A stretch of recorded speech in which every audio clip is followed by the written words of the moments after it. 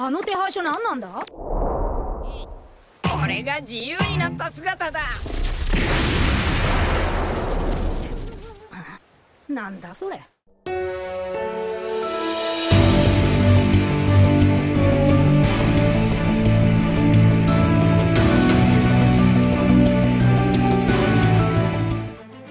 최근 오니가시마 결전에서 루피는 선대 조이부의 능력, 즉 태양신 리카의 능력을 각성할 수 있게 되었고, 현재는 어쩌면 사왕 카이도보다 강할 수 있는 오르성을 이번 에그에 대해서 처음으로 마주하게 되었는데요.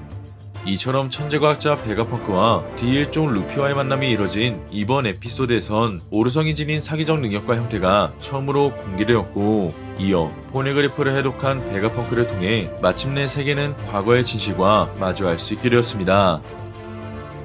결국 세계가 충격을 받을 수 있는 사건은 바로 베가펑크가 전한 최초의 적 조이브이와 공백의 백년, 그리고 고대병기를 통한 해수면의 상승이었는데요. 그렇게 철의 거인 안에 있는 영상 정보블레가 파괴되기까지 D1 쪽의 비밀만이 밝혀지지 않은 가운데, 이번 영상은 밀짚모자 일당의 탈출을 저지하기 위한 오르성의 전투와 독자들에게 충격을 안겨준 또 한 명의 리카가 탄생한 이번 원피스 1118화 풀버전 내용을 살펴보겠습니다. 신세계 에그헤드 오르성 워큐리는 다시 한번 철의 거인을 공격했는지 이내 철의 거인이 바다에 빠지게 되자 해군의 군함도 피해를 받게 됩니다. 한편 철의 거인은 자아를 갖고 있었는지 바닷속에 빠진 순간에도 조이보이를 만나고 싶다는 말과 함께 수면 아래로 내려가게 되고, 그 시각 철의 거인을 빠뜨린 워큐리가 바다를 바라보고 있자 이내 해군이 워큐리의 모습을 처음으로 바라보게 됩니다. 한편 베가펑크의 방송을 듣고 있던 세계는 이내 영상 송출이 끊기게 되자 베가펑크가 누군가에게 암살당했다는 생각을 갖게 되는데요.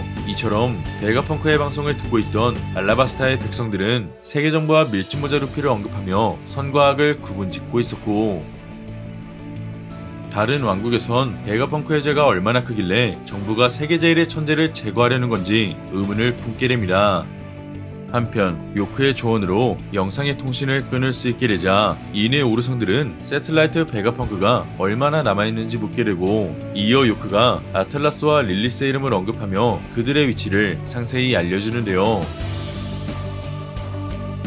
결국 오르성들은 자신들에게 마더플레임을 넘긴 요크의 성장은 득이 되지만, 반대로 나머지 천재들은 필요 없다는 말과 함께 요크가 알려준 장소로 이동하게 됩니다.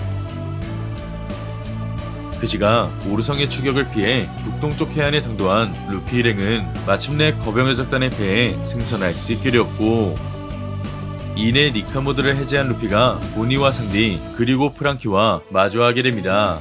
그렇게 루피 일행이 안전히 배에 승선할 수 있게 되자 선장 도리와 브로기는 바로 추락 명령을 내리게 되고, 한편 거병 해적단을 상대한 해군의 중장들은 보니의 능력을 통해 추격을 할 수 없는 어린아이의 모습으로 변모하게 됩니다. 이처럼 돌 중장과 블루, 그레스 중장까지 전부 어린아이로 변모한 가운데, 이어 그 모습을 바라보고 있던 보니는 이제 곧 도망칠 거라는 말과 함께 여유 있는 표정을 보여주게 됩니다.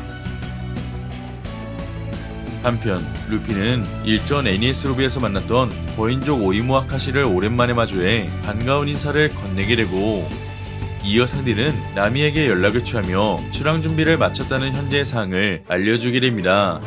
하지만 나미는 에디슨 덕분에 써니오가 바다에 닿을 것 같지만 해수면에 착지했을 때는 위급한 상황이 생길 수 있으니 그때 다시 한번 도와달라 요청하는데요. 그렇게 나머지 일당이 승선한 써니오가 탈출을 시도하고 있었지만 아직 조로와 징베는 오르성 나스즈로와 결전을 펼치고 있었고, 그 시각 북동쪽 해안에선 오르성 마커스가 거병의 적단의 배를 쫓아오게 됩니다.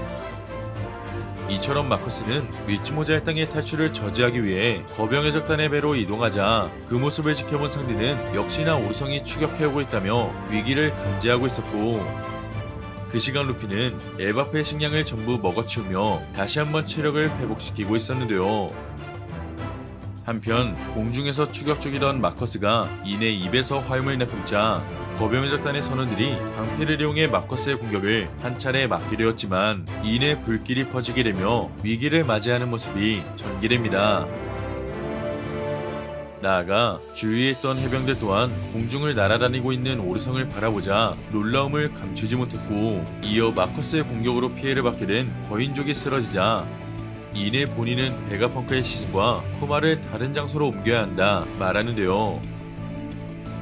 한편 도리와 브로기는 비행을 통한 전투를 펼칠 수 없기 때문에 오르성 마커스의 추격이 위험하다 판단했고, 이어 마커스는 한 명도 도망치게 둘 수 없다고 이야기하자 그 순간 식량을 통해 회복한 루피가 다시 한번 니카 모드를 발동하게 됩니다.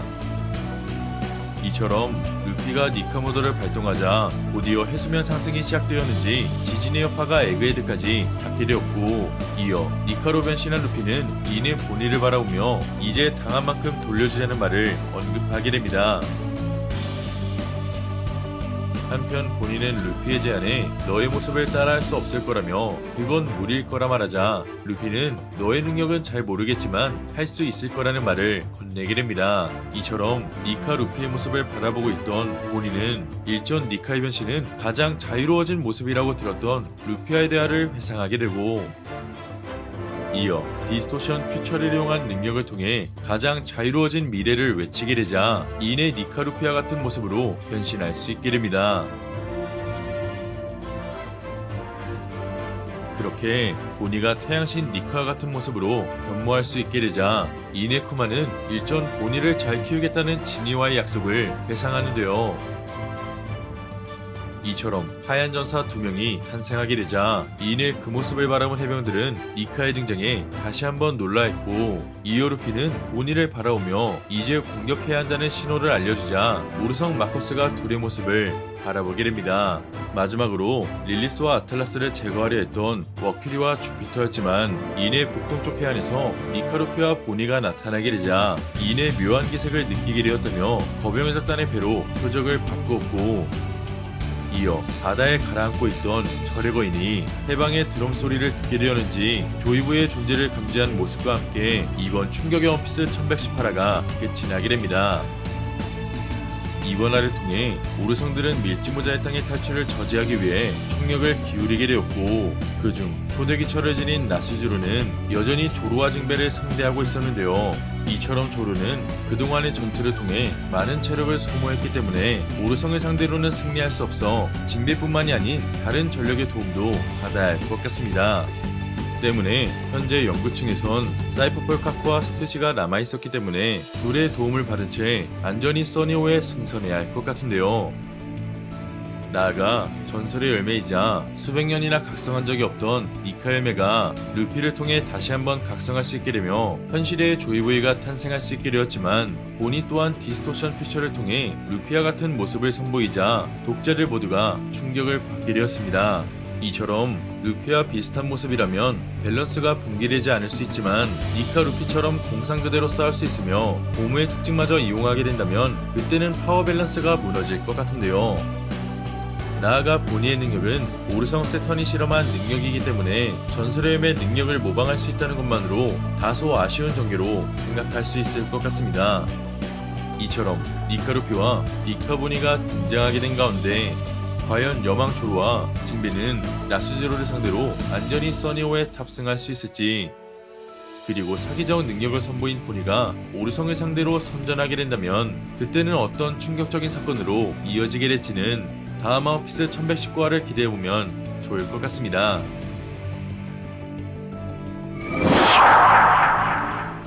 이번 영상은 여기까지입니다. 시청해주셔서 감사합니다.